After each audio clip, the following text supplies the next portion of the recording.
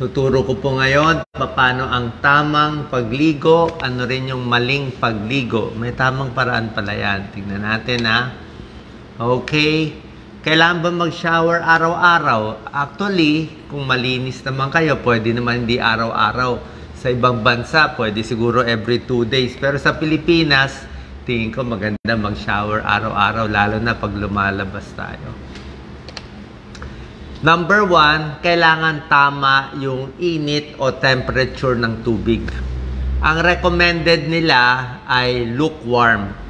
Medyo mainit-init. Huwag naman yung sobrang init na mapapasok ka na.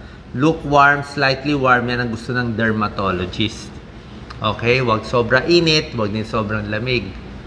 Ang first step, babasain mo muna yung buong katawan mo. Hindi pwede konting tubig lang tapos sabon agad. Hindi po pwede ganon. Mas maraming tubig, mas maganda. Kailangan basang-basa para bumula yung sabon. Pwede kayo gumamit ng bimpo, tuwalya, o pwedeng kamay nyo lang. Pwede rin naman. Tapos pag shower, unahin mo na yung sa leeg at sa braso, sa kilikili, pababa. Para yung dumi, pababa ng pababa. Pag inuna mo kasi sa paa mo, ihuhuli mo yung sa kilikili, bababa ulit yung dumi. Diba? Yan. Pag maghuhugas na kayo ng katawan, kailangan wala ng sabon na matitira. Huwag kayong mag-iiwan na marami pang sabon, ibig sabihin kulang. Kailangan maraming water para matanggal yung mga sabon. Huwag mag-iwan ng scaly soap remnants. Okay? Tapos kung magsha-shampoo naman kayo, next, kailangan marami ding tubig. Okay? Tapos sa pag-shampoo, pwede ang pag-shampoo sa scalp mismo. Dito mismo sa roots.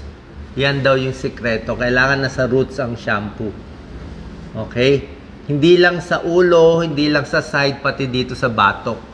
Tatapusin mo lahat. Kung mahaba buhok nyo, hindi na daw kailangan i-shampoo yung buong mahaba na buhok. Yung roots lang daw, dito lang daw sa umpisa, pwede na.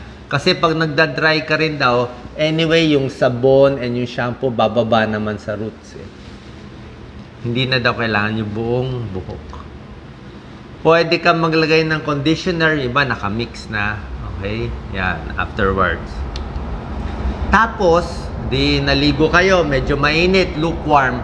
Ang recommended nila, kung matatapos na kayo mag-shower, pwede mo iikot sa malamig konti. Kahit yung last minute. Yung last minute, pwede mo daw lamig-lamigan, pwede daw ma-seal yung conditioner sa buhok, pati yung blood flow daw, mas maganda, mas magigising-gising ka pag malamig sa bandang huli. Pero sa dulo na yan, hindi sa una. Yan ang recommended. Yung iba, dito na rin nagsishave, pwede rin naman. Ayan, pwede dito na, sabay na. Nagsishave, yung iba nagtutoothbrush, sinasabay na pagkaligo. Yan. Pagkatapos, kailangan pat dry lang sa buhok. Huwag masyado ikot-ikutin, ha? Lalo na kung matanda na, mabilis malagas yung buhok natin. Mas may edad, mabilis malagas. Mas basa ang buhok, mabilis matanggal ang buhok. So, dapat dampi-dampi lang dito. Huwag yung pag ganon. Tapos sa buong katawan. Pagkaligo, yan ang best time maglagay agad ng moisturizer. Dito ka na maglalagay ng moisturizer. Yan. Isi-seal yung hydration sa skin. Afterwards, doon mo na lagay yung iba, yung sa kilikili, aftershave, sa gel, sabay-sabay na afterwards. Para pag suot mo ng baro, hindi ka na messy. Ano yung mga bawal gawin pag naliligo? Okay, ang bawal ay sobrang init. Pag sobrang init, madadry. Okay?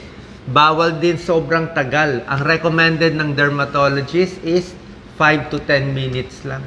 Siguro pinakamatagal 10 minutes. Kasi pag sobra tagal, madadry na, kukulubot na yung kamay mo. Hindi na rin maganda. Matatanggal lahat ng oil ng katawan.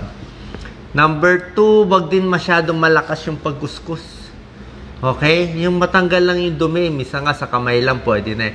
Pag masyado mo na exfoliate yung balat, mamumula yan. Mamumula, mangingitim ang balat, iitim ka, magkakasugat pa. Yan o. Damage and dryness. Tapos sila, ang recommended nila, may face wash ka.